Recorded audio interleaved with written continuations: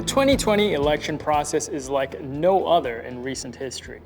Here's a guide to help our poll workers navigate through the current procedures and enable them to make voting as easy and efficient as possible during this challenging time. But first, let's take a moment to discuss the necessary safety precautions. PPE precautions.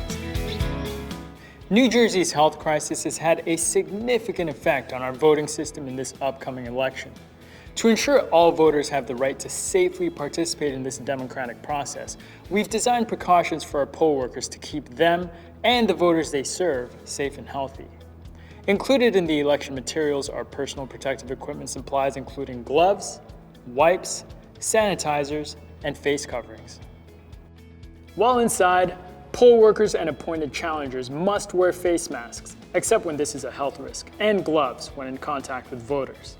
Set up polling stations with a demarcation of 6 feet spacing to ensure social distance requirements between voters and poll workers. Make certain that private provisions for provisional and ADA voters follow social distancing guidelines. Place signage at the entrance and around the polling place alerting poll workers and voters of all precautionary requirements. Limit the occupancy in the polling place for proper social distancing. Frequently sanitize high-touch areas. Wash your hands thoroughly during breaks. Voters who refuse protective equipment may not be denied the right to vote, but by making sanitizers readily available, we may reduce any risk. Setup. When you arrive at 5:15 a.m., your first job is to set up the voting machine. When the setup's complete, display the American flag and determine the official clock. Cell phones are also very accurate. Then, check your election supplies, post sample ballots, and hang signs including signage that provides the location of all ballot drop-off boxes in the county. Next, check out the provisional ballot bag and complete the inventory sheet for provisional ballots, affirmation envelopes, and the seal for returning the bag. Set up your privacy screens or privacy booths, and remember to place them according to social distancing regulations.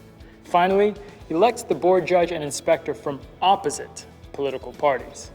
Now, you're ready to open the polls at 6 a.m. Processing voters. This year, there are 3 ways to vote at the polls. Drop off a vote-by-mail ballot, vote a provisional ballot, or use the ADA accessible voting machine. Vote-by-mail ballot. In this election, each registered voter has the right to bring their completed vote-by-mail ballot to their assigned district on election day. Have the voter show the name on the ballot label. Direct the voter to complete and sign the sheet provided. Make sure the name matches the name on the ballot. No signature comparison is required. Instruct the voter to deposit the ballot directly into the vote-by-mail ballot box. At no time does the poll worker touch the ballot. At the close of polls, the vote-by-mail ballot box is sealed and returned with your supplies. Provisional ballots. Any registered voter who did not receive a vote-by-mail ballot or did not vote their vote-by-mail ballot may vote by provisional ballot at their assigned polling place. Find the voter's name in the voter list or poll book and write the voter ID number on the affirmation statement on the envelope. Hand the voter a paper ballot, envelope with attached affirmation, pencil or pen, and a notice to provisional ballot voters handout. Then, direct the voter to the area with privacy booths or privacy screens. The voter marks the ballot in private, seals it in the envelope, and completes the affidavit. Do not detach it from the envelope. When the voter is completed voting, place the ballot in the provisional ballot bag. Poll workers must post the number of provisional ballots every 2 hours throughout the day. When the polls close, if required, return the privacy screens along with the rest of the election supplies. Place both used and unused ballots and envelopes in the provisional ballot bag and secure it with the seal provided. Complete the inventory sheet and return it with all election materials. Do not open the envelopes. Accessible voting. If a voter has a disability that prevents them from independently voting on a paper ballot, they may vote on an ADA accessible voting machine. First, for each voter with a disability, the poll worker must ask the voter their name. Then, call their Board of Election office to verify that no vote-by-mail ballot has been received from this voter. Have the voter sign the voter's list and a certificate of disability. Emergency ballots. If the voting machine goes down, voters with disabilities may use paper ballots with assistance. The voter must place the ballots in the appropriate slot on the machine. When it's up and running, voting can resume on the machine. Secure unvoted paper ballots and envelopes with your supplies in the election supply bag. The ballot box with voted ballots must remain secured and must be kept in sight of the board members. Spoiled ballots. Void or spoiled provisional ballots are marked on the envelope and returned to the provisional ballot bag. Void or spoiled emergency ballots are marked and returned to the emergency ballot box. Maintaining order. As a board member, it's up to you to maintain order. Allow only board members, candidates, voters, challengers, law enforcement officers, and federal and state observers at the polling place.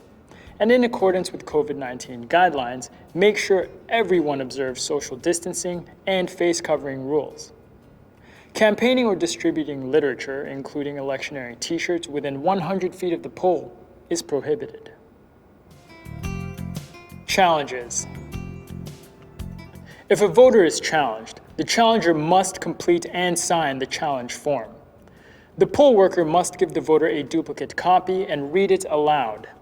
The challenged voter may sign an affidavit and produce an acceptable form of ID with an appropriate address for inspection. The district board then votes. A tie or better in the voter's favor entitles him or her to sign the challenged voter affidavit and vote. The voter may file a complaint by completing a complaint form and mailing it to the Commissioner of Registration's office. Closing the polls. Polls close at 8:00 p.m.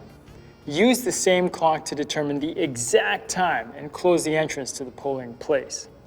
Voters in line must be permitted to vote. Candidates and official challengers may remain, but again, must observe social distancing protective guidelines. If emergency ballots were used, the judge removes each ballot, reads it aloud in view of the inspector, and numbers it. Board members total all emergency ballots on the tally sheet and sign it. Return one copy to the emergency ballot slot and place the other copy in the supply bag.